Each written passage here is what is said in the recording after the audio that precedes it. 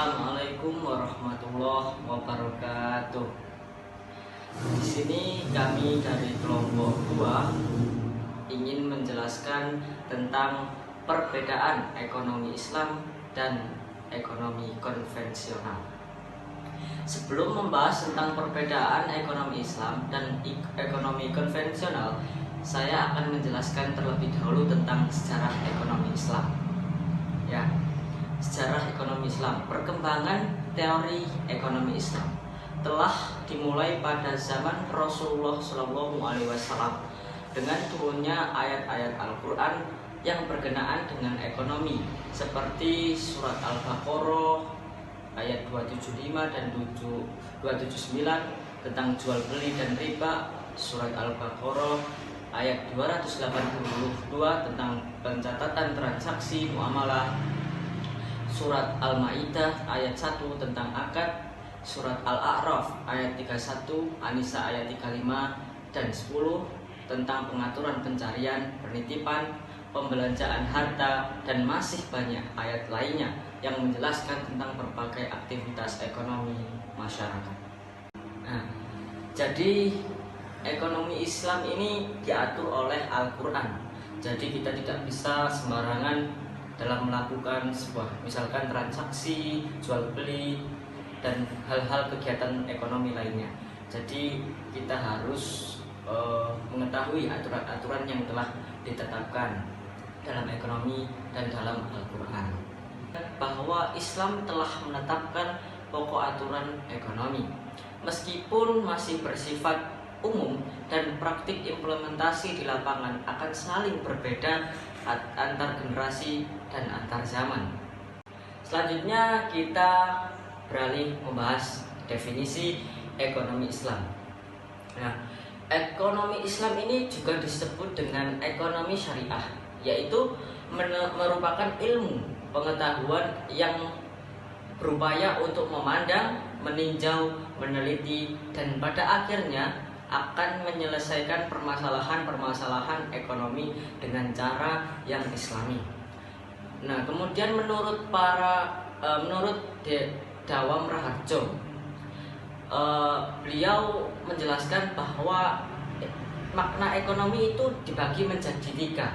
Yang pertama, yang dimaksud dengan ekonomi Islam itu adalah ilmu yang berdasarkan nilai atau ajaran Islam.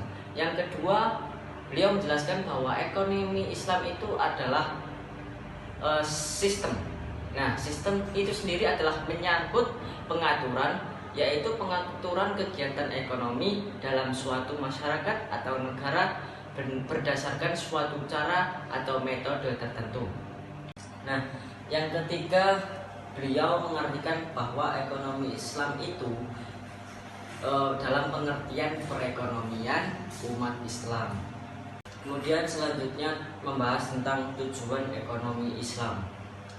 Tujuan yang ingin dicapai dalam suatu sistem ekonomi berdasarkan konsep dasar dalam Islam, yaitu tauhid, dan berdasarkan rujukan kepada Al-Quran dan Sunnah adalah sebagai berikut. Yang pertama adalah pemenuhan kebutuhan dasar manusia, meliputi seperti halnya kebutuhan pangan, sandang, papan, pendidikan, kesehatan untuk semua lapisan masyarakat. Yang kedua adalah memastikan kesetaraan kesempatan untuk semua orang. Dan yang ketiga, mencegah terjadinya pemusatan kekayaan yang akan menimbulkan ketimpangan dana distribusi pendapatan dan kekayaan di masyarakat. Yang keempat, memastikan kepada setiap orang untuk menyampaikan kebebasan untuk mematuhi nilai-nilai moral. Dan yang kelima adalah memastikan stabilitas dan pertumbuhan ekonomi. Setiap sistem ekonomi memiliki tujuan-tujuan yang hendak direalisasikan. Sistem ekonomi Islam lebih komprehensif dan utuh, didasarkan pada pandangan-pandangan yang benar terhadap hakikat manusia. Sistem-sistem yang ada memiliki filosofi yang berbeda-beda tentang manusia, sekalipun berasal dari muara yang sama yaitu materialisme. Nah, kelompok materialisme itu hanya memandang manusia dari sudut keuntungan fisik semata, sehingga tidak utuh dan tidak seimbang. Maka akan mendorong dan menggiring manusia ke arah paham kebendaan atau hedonisme. Selanjutnya kita membahas tentang definisi ekonomi konvensional. Ekonomi konvensional merupakan suatu sistem dalam aktivitas manusia yang berkaitan dengan kegiatan produksi, distribusi, pertukaran, dan perolehan serta konsumsi barang maupun jasa. Sedangkan yang dimaksud ilmu ekonomi merupakan suatu studi pembelajaran mengenai perilaku masyarakat dalam penggunaan sumber daya, yaitu baik sumber daya alam maupun sumber daya manusia. Jadi dari sini dapat dipahami bahwa ekonomi konvensional adalah teori ekonomi yang berkaitan dengan kebebasan bergerak ke arah menuju pasar bebas dan sistem ekonomi berpaham perdagangan bebas dalam era globalisasi. Kemudian membahas tentang tujuan ekonomi konvensional. Ada beberapa tujuan ekonomi konvensional, yaitu yang pertama, manusia dimotivasi oleh kepentingan dirinya sendiri yang diekspresikan terutama melalui pencarian untuk mendapatkan keuntungan finansial.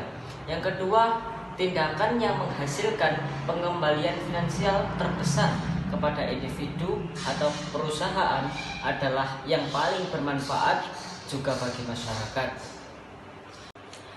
Yang ketiga, perilaku kompetitif lebih rasional bagi individu dan perusahaan daripada perilaku kooperatif. Akibatnya, masyarakat harus dibangun sikapnya di sekitar motif kompetitif.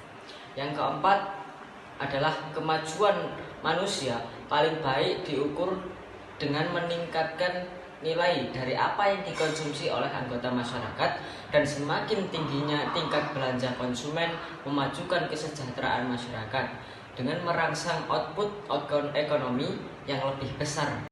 Yang terakhir membahas tentang perbedaan sistem ekonomi Islam dan ekonomi konvensional. Perbedaan antara ekonomi Islam dengan ekonomi konvensional dapat disimpulkan sebagai berikut. Untuk ekonomi Islam, tujuannya itu mencapai falah di dunia dan akhirat, kemudian mencapai kesejahteraan dan keadilan bagi rakyatnya. Kemudian sedangkan ekonomi konvensional semata-mata kesejahteraan duniawi, kemudian mencapai kesejahteraan individu. Kemudian dalam hal sumber utama, dalam ekonomi Islam sumber utama adalah Al-Quran dan Sunnah. Sedangkan ekonomi konvensional sumber utamanya adalah berdasarkan pada hal yang bersifat positivity. Kemudian dalam hal kepemilikan, jika ekonomi Islam sumber kekayaan yang kita miliki adalah titipan Allah Subhanahu wa taala. Sedangkan ekonomi konvensional, setiap pribadi dibebaskan untuk memiliki semua kekayaan yang diperolehnya. Kemudian dalam hal keuntungan, untuk ekonomi Islam adalah bagi hasil atau pengembalian keuntungan dari presentasi pendapatan. Kemudian manusia sosial namun religius. Kemudian menangani masalah dengan menentukan prioritas, pilihan alternatif kebutuhan dengan nilai Islam. Kemudian sistem pertukaran dituntun oleh etika Islami. Itu jika hal keuntungan menurut ekonomi Islam. Namun jika menurut ekonomi konvensional, menurut hal keuntungan adalah bunga atau pengambilan keuntungan dari presentasi modal. Kemudian manusia sosial menangani masalah sesuai dengan keinginan individu. Kemudian pilihan alternatif kebutuhan dituntun oleh kepentingan individu atau egois. Kemudian yang terakhir adalah pertukaran dituntun oleh kekuatan pasar.